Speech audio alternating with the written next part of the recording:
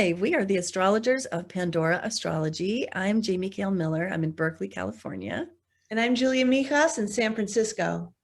And today we want to tell you about Neptune transits, how they feel and how to handle them. So Neptune is a most specific archetype. I think of Neptune as the dreamer, the artist, the visionary, the imaginative and spiritual, the otherworldly side of all of us. Julia, when you think about the Neptune archetype, what are some, sort of models of that pop to mind for you? Yeah, probably classical mythology, thinking about the god of the ocean, the god of who commands, the great body of water on Earth. And yeah, that ocean theme has a lot to do with Neptune for sure. Yeah, it does. And I think like the ocean, Neptune is filled with many currents going in many different directions. And when you're having a Neptune transit, you feel that stuff. So you might wonder if you're having a Neptune transit right now. A Neptune moves pretty slowly. It only covers a couple of degrees of any sign that it may be in per year. And so chances are you're not having a Neptune transit to anything at all in your chart this year, although you might. And while you might not be having it transiting any planets, you would certainly be having it moving along through a house, sowing confusion, bringing chaos, and increasing your psychic sensitivity Uh-huh. in that house. Yep. So we all have him Um, somewhere. what? We all have him somewhere, but he might not He's be always sporadic. somewhere. That's right. So how do Neptune transits feel? Julia, what are your thoughts about it? Well, Neptune transits can be one of the most idealized times in your life, and where you might feel those heavy idealized vibes would be wherever the nature of that planet Neptune is transiting. It can be an extremely idealistic time in life. It can also be a time in your life where you're not really super grounded in reality. Like these transits more than any other have this way of just kind of creating this kind of runaway idealism in people. Yeah, there can be such a dreamy, almost fantasy oriented quality that during a Neptune transit, you can find yourself in confusion, in mystery, um, just engaging with a bubble of delusion that's kind of hard to get out of, and maybe not even wanting to. It can be an escapist period where you're just kind of happier inside that bubble, but you're not very much in touch with reality. So maybe your feet aren't quite on the ground. And that can be a really good antidote to a Neptune transit, is to stay grounded. I like to think that Neptune transits can put you into a holding pattern. You can feel like you're waiting for something. Maybe you don't even know what it is that you're waiting Mm. for, but it's like, things haven't quite coalesced. But I think that the most useful aspect of a Neptune transit is that it is expressly for visioning. It's expressly for opening up your third eye, visioning nature.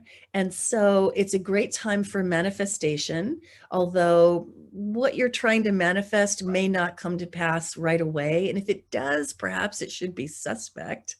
But it's a really good time for dreaming up, imagining, and just really orienting yourself to a beacon of whatever Neptune is touching on. It could be Neptune is transiting your Venus and you think that you've got a soulmate experience going on, and oh my god, this person is just amazing, and you feel this deep spiritual eternal connection, and then you find out that, oh my god, they're actually an alcoholic and they're really a mess. Alcoholics often come during Neptune transits to Venus too. Oh yeah, they can. Sometimes during a Neptune transit, somebody will pop up in your life that's just kind of a representative of Neptune. Yep. If it's a cult leader, I think you should be very cautious. Oh yes. Oh yes. That would be like Neptune to Jupiter, maybe. Yeah. Yeah, it certainly might. Neptune can also happen to, your career arena, like your Saturn or through your 10th house. Yeah. It can cause you to just thoroughly redream your career, get a whole new vision of what is possible in your career, and re-examine whether your career has meaning, and feel some sense of, dissociation from it if it doesn't, and feeling like you want to, move towards a career where it could. Definitely. And another thing with Neptune transits, hard Neptune transits, is especially if it's hitting a career planet, let's say the ruler of the midheaven or Saturn, or maybe the midheaven itself, what I notice is it can generate a lot of confusion. People can just, when my clients come to me and Neptune is in their career mode, they think about quitting it all and doing something very idealistic, or just very confused about which next move to make. I mean, Neptune transits can be it can make life very opaque and just very confusing for a little while. So I generally say it's best to do a lot of soul searching, like vision, like what you said. Think about what you want to do. Maybe do a little bit of part-time work or something on the side to explore it, but maybe not make the biggest decision right during that time, maybe right after. Yeah, and don't expect definition either. Exactly. Not until the Neptune transit is over.